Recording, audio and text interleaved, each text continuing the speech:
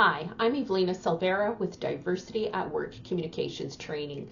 I have been a workshop facilitator for over 20 years.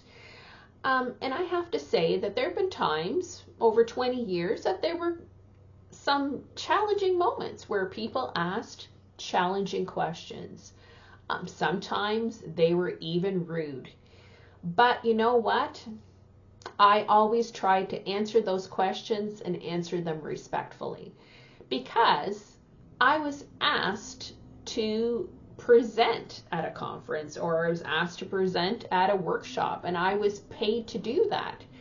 And that's what facilitators and workshop organizers, politicians, anybody who's in the public space that is hired to answer questions is supposed to do.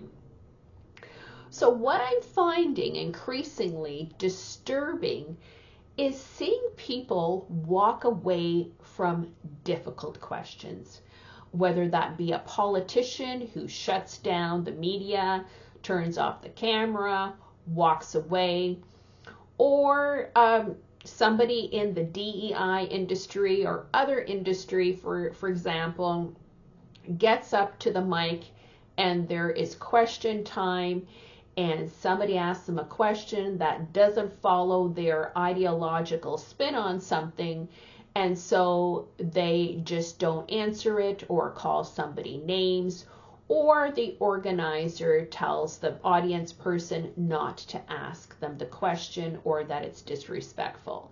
I'm sorry, but if you're not confident enough with yourself and what you represent and are not well prepared to answer the questions, then you should not be in a public role as a facilitator, politician, workshop organizer, whatever that might be.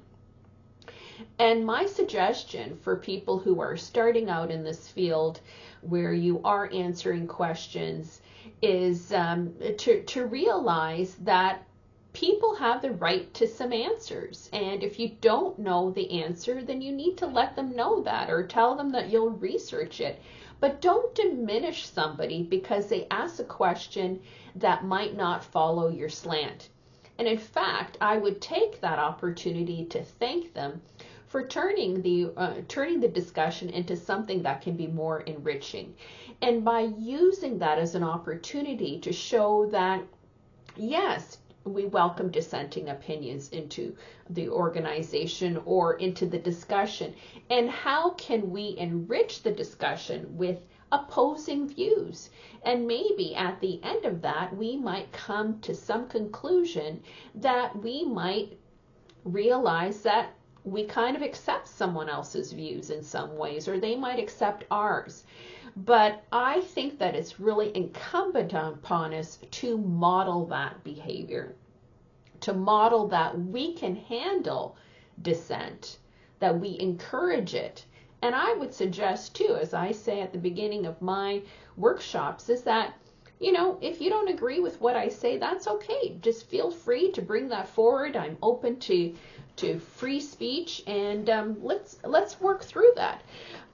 I believe it's important for us to recognize that by doing that we don't have all of the answers. And it is, I think, a statement of arrogance to believe that only our position is the right one. So for those of you out there who are dodging difficult questions, getting somebody to protect you from the hard questions, I say you need to toughen up. Get a spine and do your homework, or this might not be the best career for you. Thank you.